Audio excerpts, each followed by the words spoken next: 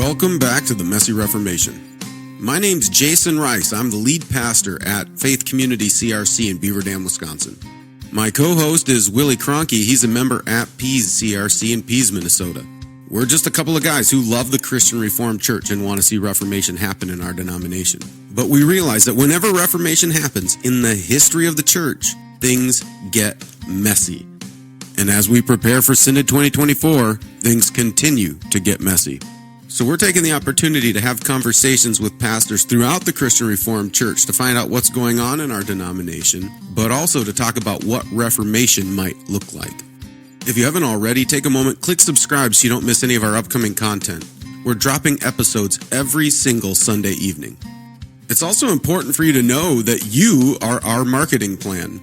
We rely on you to spread the word about what we're doing at the Messy Reformation. We rely on you to share our content. We also rely on you to give us 5-star reviews and provide good feedback for this podcast so that the algorithms put out our content further into the world. You are our marketing plan, and we believe we've placed our marketing in good hands. You can also support us financially on Patreon or Substack. All of the money raised is used to further the mission and the platform of the Messy Reformation. With all that said, we're going to get to this week's episode, which is part 1 of our Synod 2024 recap with Andy Sytsma.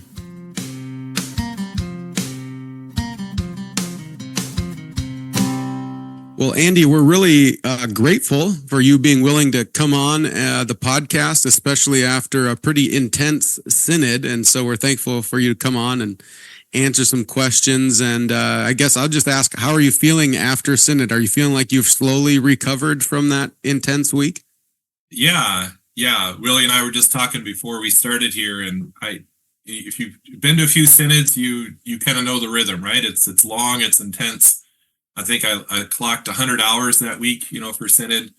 But I think expectations, you just say, okay, I got to block out some time afterwards. So my family and I did that. We spent 2 weeks in Michigan with my parents, my sister, our 2 kids were in town. So that was good just to kind of decompress and, not have anything to do afterwards. So yeah, that's a huge thing. I think we've done that every year as well. Every year I've been to Synod, I block out at least 3 or 4 days to get away and just, I put my phone away. I don't pay attention to any of the commentary of what happened at Synod. I just go off. Usually we go camping. We go off in the woods somewhere and just enjoy time as a family. So that's important. I probably should have gave that advice when we were giving advice pre-Synod to delegates. We were saying, like, you're at Synod, like, go all in, go hardcore. And then I should have given the advice afterwards, rest hardcore, recover and recuperate. So one of the questions we typically ask as we're kind of reflecting on the previous Synod is, what was your role at Synod? Yeah, I had 2 roles. One was to be a delegate from Classis Yellowstone. And that's actually new for me because we lived in Texas for 14 years. So Last time I went as delegate from Classis Rocky. And the one unique thing about Classis Yellowstone is there's only 7 churches. So my expectation is we'll probably go more often than not, smaller classes. So that was one part. And then the other part is I got asked to be the chair of one of the advisory committees. So I was chair of Advisory Committee 9 in Gravamen. Mm-hmm. So those were the 2 things. And then, when I got asked about that, I was thinking, oh boy, that sounds pretty weighty and, and all that, and starting to get a little nervous or anxious. And then kind of a funny story, I was recounting past Synod. So this is one of my 3rd Synod in over 20 years of ministry. So, but this year was Gravamen. 2 years ago, I went in 2022, and I was the chair of the advisory committee that dealt with the overture to declare a heresy, the denial of penal substitution. So we got Gravamen, we got heresy, and then the only other time I went was 22 years ago, 2002.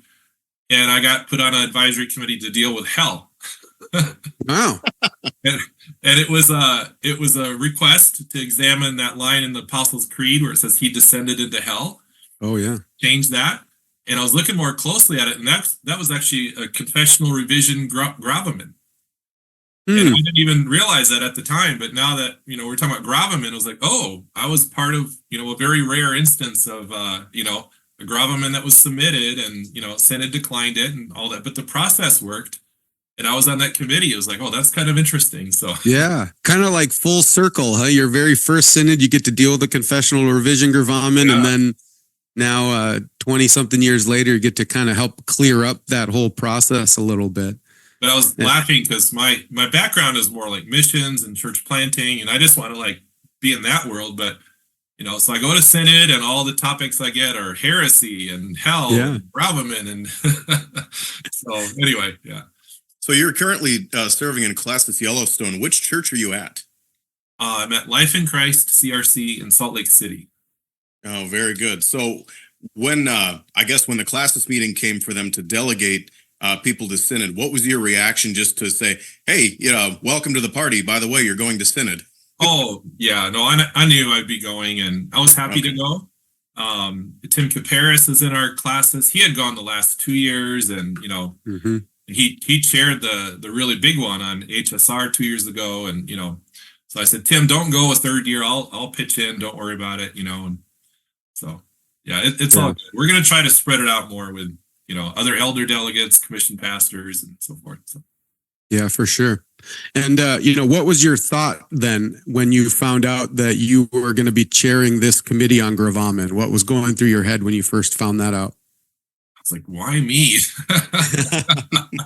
No, I mean, I don't know. I was honored to be asked, but I did feel the weight of it, and there's all this, material to go through from last year and then this year. As you know, Jason, you chaired the one last year, and so there was unfinished business.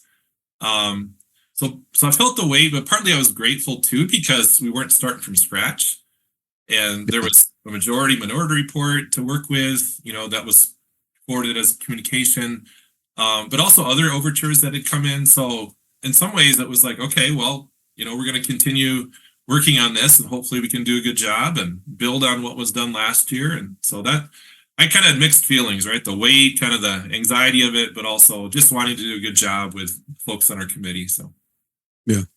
I guess I'm wondering, Andy, I was talking with Patrick Anthony out at Synod actually, and he was on your committee. He was on gravamen last year as well. And he had kind of mentioned, oh yeah, our work is done. It's all in. Like, do you have any questions for me? And I said, yeah, actually I do. How did you come to a unified report? Oh, yeah. That was my biggest question. So I got to ask that to you as the chair. Yeah. No, I mean, I think that was the God thing. Like, we took time to both slow down the advisory committee process and make sure people were being heard, and we were working together well, but we also had limited time. So we also had to speed things up. And so, but I think the slowing it down helped. We started with just, checking in. How are you showing up? And a lot of people were nervous and anxious. And we also did not just a check-in, but a catch-up. And there were 5 committee members and one of the advisory committee members that are the advisors, faculty that were there from last year. So 6 of us were carryovers. So, I said as the chair, I said, we've read the reports, but for those of you who were there last year, whether you were majority, minority, like just tell us what you learned, what we could benefit from. And to a person, they all said, we're actually glad we had an extra year. And they were saying, like last year, I guess, Jason, like you guys had gravamen, you had discipline, you had Calvin, all these things in one committee, and you didn't even get to gravamen until like Sunday night. And so it was rushed, and even the minority report was just, quickly put out there. So they all said, we're glad we have had some time. And other good overtures had come in. So we had a lot of good stuff to work with. So Willie, to your point, I don't know, that was just God leading us. And we said we would, it'd be nice to have a unified report. I mean, that'd be a good kind of a gift to Synod, but we didn't like say that has to be that. And what we wanted to do is make sure everybody had their inputs and could talk. And I said, if we have a minority, we'll go that way. There's no, harm in that either, but we want to steward the advisory committee process well, so we can give Synod something to work with. That's our role. So the stewardship aspect, and then as it turned out, like it, we went through, and there's a diversity of opinions, of course, in the committee as there is in any committee, but we kind of went through, and there's a lot of give and take, and yeah, we had some kind of last minute, discussions, but in the end, like the committee worked really well together. Mhm. And there were other leaders also. Like I was the chair, but Sonia Gritma was the vice chair. At one point, I was so tired. I said, Sonia, could you take over? She was an elder delegate with all kinds of admin experience in her role in a university. So she just led and facilitated well. She kind of went the extra mile to draw people out. What are you thinking? What are you thinking? So I think a lot of people felt heard. And when it came time to speed things up, to actually get content out there, and people were ready to put something on paper. Sonia and Wilson Kuna from the seminary, who's our faculty, they both did a great job kind of breaking things up, said, you guys take this. So I don't know. I mean, I think people felt a lot of ownership. There was a lot of unity, so much so that when it got time to present to classes or to Synod Monday night and Tuesday morning, one of our team members said, hey, let's all pray together. And so we met in the chapel basement. We just all prayed together. And then they were praying specifically for me and Peter, who were presenting as the chair and reporter. So I think it just showed the depth of, chemistry and camaraderie. And, there was unity with one report, but the relationships were there. And in a short amount of time, we were able to kind of come together. And it was pretty amazing how the Spirit led us, actually. So, yeah. Yeah, I remember talking to Patrick afterwards and just asking him the same question that Willie did, like, wow, I want to know how that came about. And he had basically said, people just needed more time. Yeah. And I remember it was confirmation, because I remember feeling that last year, because the work that we were given last year, our committee, was kind of spread out over 3 different committees this year. And so, but I remember thinking, and we hung on the discipline stuff for a long time, because the longer we were able to wrestle with it, we came more into unity. Yeah. And so I remember thinking that even Sunday nights when we finally broke, I think we talked about gravamen a little before Sunday night, but maybe my head was out of it. But either way, Sunday nights when we were like, okay, we're going to have majority minority. But I remember thinking, if we could just have like another day, a full day, we could probably come out with a unified report. But the officers were that's how, there's this pressure to get all the work done. And so it was encouraging that, okay, let's get another year. We've talked about this before too, just God's providence in how disappointing it was, how things ended last year. And yet, in God's providence, that gave people the time to understand it. And we were able to come through with an even stronger, more unified decision from Synod about where we stand on these things. And in the long run, it was better for the church as a whole, I think. Yeah, I think so too. And yeah, I could say more about the inner workings of the advisory committee, but as you know, that's kind of confidential. But yeah, there was a spirit. People wanted to have integrity with what gravamen is, but also be pastoral and have a good, clear process that could help the church. So I think in the end, the different overtures really helpful. We could kind of pull from different ones and come out with hopefully a good product for Synod or for the church. So yeah, and that's one of the things I think maybe people don't realize. People think that some of these advisory committees are coming up with everything from scratch and like, how can you get all that work done in 2 days? And it's like, no. The work was done by putting these overtures together and doing all of the study and the research on it. And then you prepare leading up for Synod by reading that material. But really, once you're at Synod, it's kind of the nitty gritty. You're building off of all of the work that's been done and then applying it. And, hopefully coming up the next few synods, we're not going to have committees with 30, 40 overtures and communications. We're kind of in a unique season where that kind of workload is so heavy. Yeah. But yeah, the work is being done by the church. I think that's just a helpful reminder. It's by pastors and councils as they're writing these overtures and discussing them and passing them. That work is happening there and it's bubbling up to Synod. It is really a beautiful process when you start thinking about it. Yeah. And I guess just specifically, I want to give a shout out to some of those classes that did submit overtures. Like we didn't, deal with every single one, but, the majority report that you guys put together, Classes Zealand had the Overture 22. We used a lot of that to build on it for the integrity of the gravamen itself. But we also, the Overture 43 from Brookfield Church, it wasn't a classes, but as a church overture. That had a lot of good pastoral stuff in it, so we used that. And then Overture 51 from last year, Central Plains, Iowa. they had some good like little nuggets of have a concrete action plan. And then other things were just kind of within the committee itself and like wanting to be pastoral, but have integrity and like, putting all that in the mix. It's like, okay, here, what about this? What about this? And then the committee itself kind of shaped it as it went. So, yeah. No, that's beautiful. Andy, I want to ask you just one question that will lead to another one. So you've been in pastoral ministry now for how many years? This would be 27. Wow, 27 years. And you've served at 3 synods and you've been chair at 2 of those synods.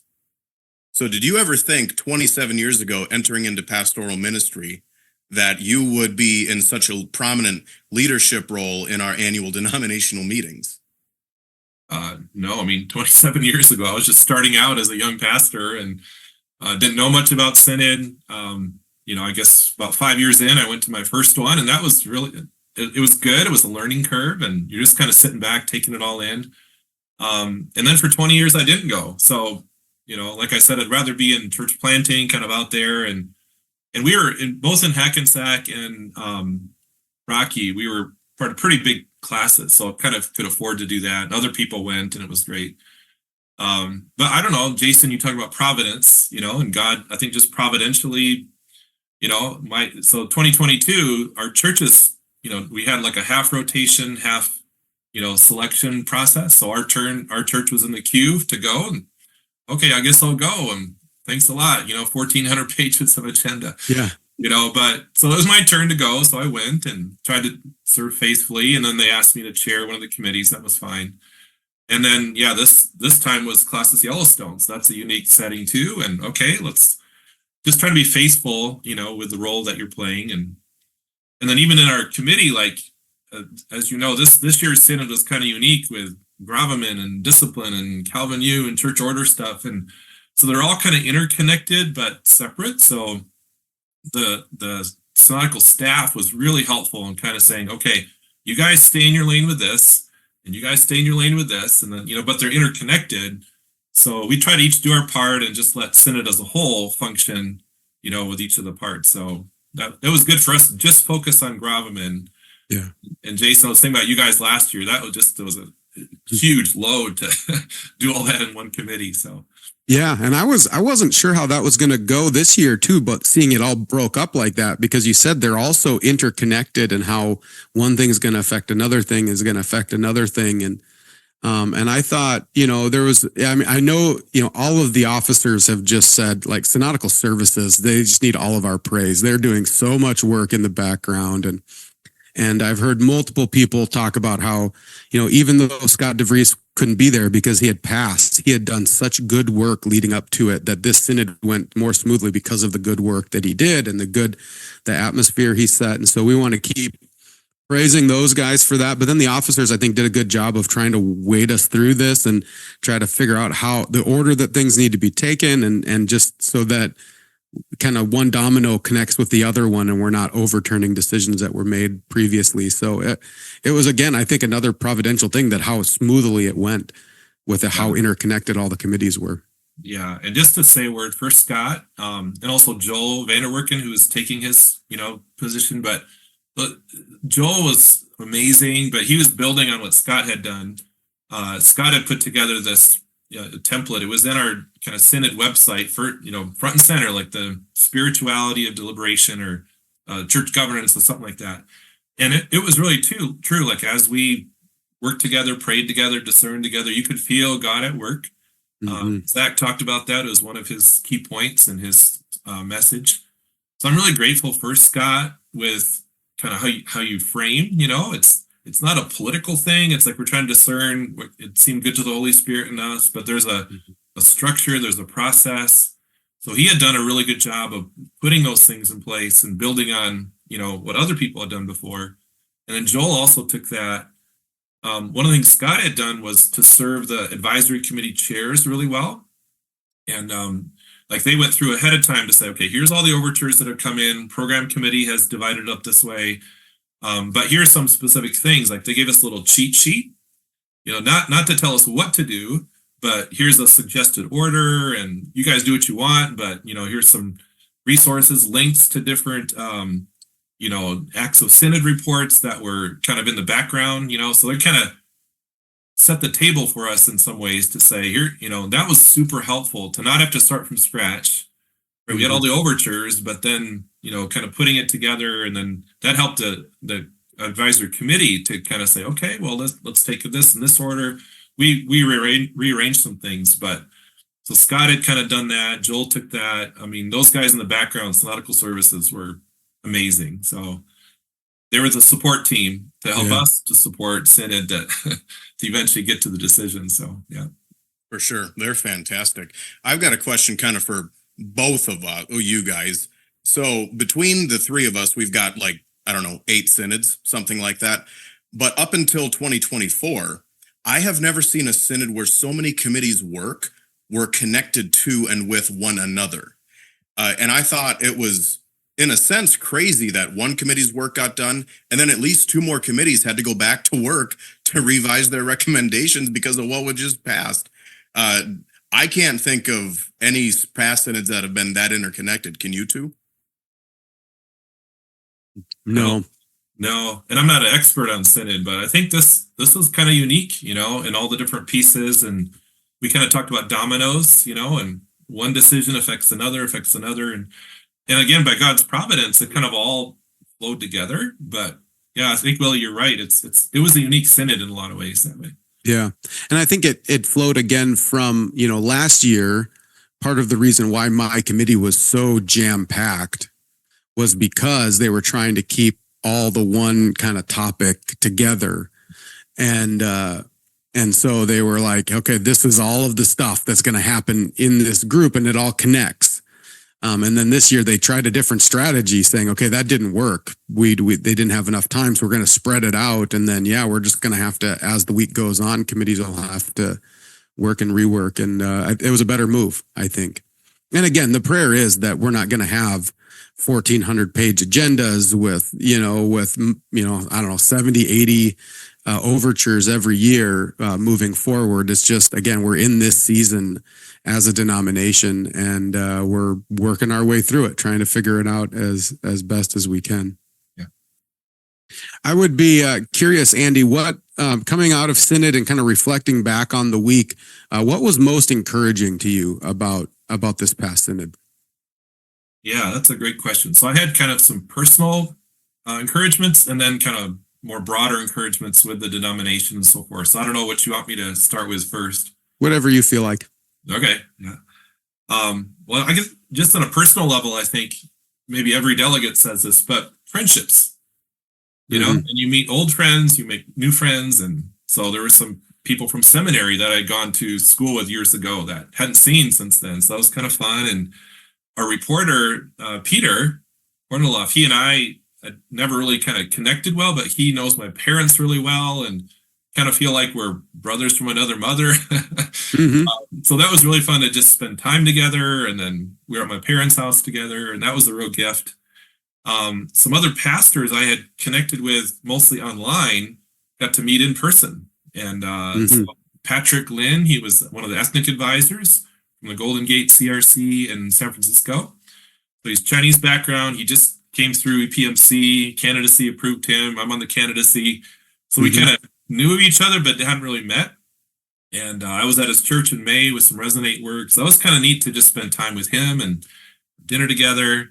The other guy, Sean Jung from the BC area in Canada. He and I had done some work online together, so I got to meet him. And, so all these kind of connections. And then last year and this year, Samantha Sebastia was there, Pastor Christian's mother, as a young adult advisor. So we were in Houston together many years, and it's great to see her again. And so all those personal things. And then Classes Yellowstone, the delegates, we got to, be in the air-conditioned dorm together. And, and so, all that was fun. And I mentioned also about leadership. The synodical services were amazing. The officers, that's been said a lot, but they did such a great job of moving everything along and being intentional, but good tone. And Zach was really good. He was actually on our committee, so to be able to work with him, and he was so helpful, but also gracious. There was some talk of the FAQ last year, but he just said, "Hey guys, take this off. You just tell me to, refresh it, revise it. I'll do a new one with the new content. And so he was really great. Calvin Semprofs, and also want to just thank the John Hookema and the prayer team. They were amazing, and you could tell Synod was being prayed over before, but then also during Synod, that whole prayer team with the CRC, and John himself was sitting outside our advisory committee room, part of our meeting, just praying, and a lot of people were praying, so we could really feel that. So friendships, leadership, just personal provision for me, like 100 hours in 7 days, that's a lot, but I felt God's strength through all that, and then strength in the advisory committee. So those are just all personal encouragements I had. And then on a broader scale, I think, I'm encouraged that God was leading the CRC, in general. And then when I updated our council in our church, I said, what I saw was he was leading us with grace, truth, and love. So grace, because this whole issue the last couple of years, it's about people, and we want to make sure the gospel is clear. We're gracious and how we handle people, and, whatever side you're on, all of us want to do pastoral care well and be gracious and disciple well, right? So I think that message has always been clear to me, like from the floor of Synod. I don't think it gets clearly communicated post-Synod and in other venues, but I see the CRC trying to be gracious, but also truth, to have fidelity with God's word and, church order and how it all works with Synod decisions, and then love, like how Synod happened. And I said this 2 years ago with Synod 2022. I was grateful for what happened and how it happened. And that was this way again, like grateful for the content, the decisions of what happened, but also the tone and the posture, and our president, Derek Bukema, saying, gentleness, and even the conversations on the floor of Synod, like, if you're not there, you may not pick up on that, but it was gentle. There was a peaceful kind of approach, even though it was very weighty, very hard. So all those things, and the goal, I think, even with discipline, it's not to kick people out or whatever; it's to restore. That's the goal. So I hope that was communicated. I felt that and was grateful for that overall. So and then maybe one more. Oh, go ahead. Sorry. No, you can go ahead. Yeah, I'll just one more thing and then we can talk. The other thing was, in a bigger sense, like unity with decisions. So all the major decisions of gravamen and discipline and the status of protests, all that stuff, like 3-1, 3-1, 3-1. So Synod speaks very clearly. Jason, I know you had, says clarity is kindness, and so that was good. And then also the 8 advisory committee reports. So we had one report, unified report, like Willie said, but even the discipline, it was majority minority, but just with 2 very small, differences in the minority. The status of protests one, it was almost all a majority except for 2 people that disagreed. So all of that, I also think Synod is confirming our identity, being both diverse but confessional denomination. Yes. And you've heard delegate after delegate saying, I didn't grow up CRC and I'm not Dutch, but I'm here because of the theology. I loved CRC and Reformed, and that was really refreshing. And then the last thing I'll just say is grateful for the intentionality that I see. Intentionality with prayer, intentionality with upholding the truth of God's word, and the intentionality with mission and kind of leaning into this kind of global vision that we're working with. So, I think you can take those things for granted. And maybe in the past we've taken prayer for granted, or we've taken God's word for granted. But what I sense is like both of those things are ratcheting up. The intentionality with prayer, and you see John Hookema and others, just praying with intentionality. And we're taking, I think, the truth of God's word even more seriously, right? That's ratcheting up as well. Yeah. And I heard a joke about someone, talking about you're being led by the word and the spirit. And if all you have is the word, you dry up. All you have is the spirit, you blow up. But if you have the word and the spirit, you grow up. We're growing up as a denomination and becoming more mature.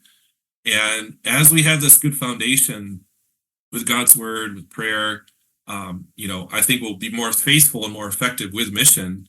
And this, I'm really excited about the global vision parts too. So those were kind of all my encouragements on a personal and a broader level. Yeah. I'd love to hear your thoughts more on that global vision. I've heard a lot of people talk about that, and I don't know if as many people who are listening to this really know what that is. Are you able to kind of explain that a little more fully? Yeah, and not from a position of expertise necessarily. Sure. I'm not on the Global Vision team that's been meeting for about a year or so, but I have some other connections, like in Houston, where we were at for 14 years. A lot of our church planters were from Venezuela. And so, and there's like, 38 Venezuelan CRCs that are joining CRC through Classes Cal South. Now some from Colombia. We had a church actually in Mexico that was part of Classes Rocky, so CRC is expanding from just a binational US and Canada. But then I think what's really nice is how they're approaching the global vision, because you could either say one way where you all just join us and we'll be this massive denomination globally, but I think that would kind of dishonor and not have nuance with all the different ecumenical relationships we have with different reformed, bodies like CRC. So we're just one of many. But on the other hand, people want to work with us and we want to work with them. And so I think the framework and the approach, the process they're using with the Global Vision team it's a really good one. I think it's a mature, kind of healthy perspective that says, hey, if we want to work together, let's do that. Maybe it's not like one global denomination, but there's kind of an alliance, a network, we resource, we meet together. So it's developing and emerging.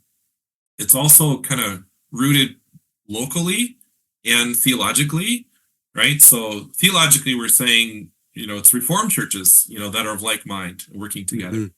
And now because of the kind of global phenomenon with, like in Texas, we have the Venezuelan connection and the Argentine connection and, others, Filipino connection, like it's happening grassroots on the ground that there's all these kind of connections. So I think we're trying to keep in step with the Spirit. That's maybe the image I have. We don't want to run ahead of him and try to control and create something that maybe isn't God honoring, but we're not lagging behind him either. We're saying this is what's happening on the ground. And this is what's kind of forming and emerging. So let's talk, let's be intentional, let's be listening and prayerful, and do that together with the different partners and so forth. That's all we have for this week.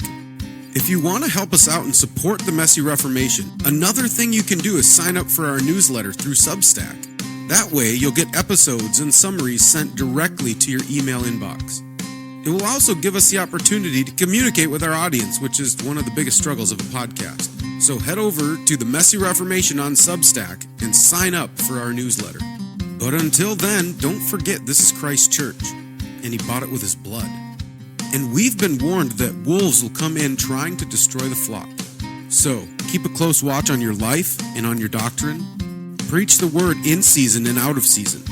And keep fighting the good fight in this messy Reformation.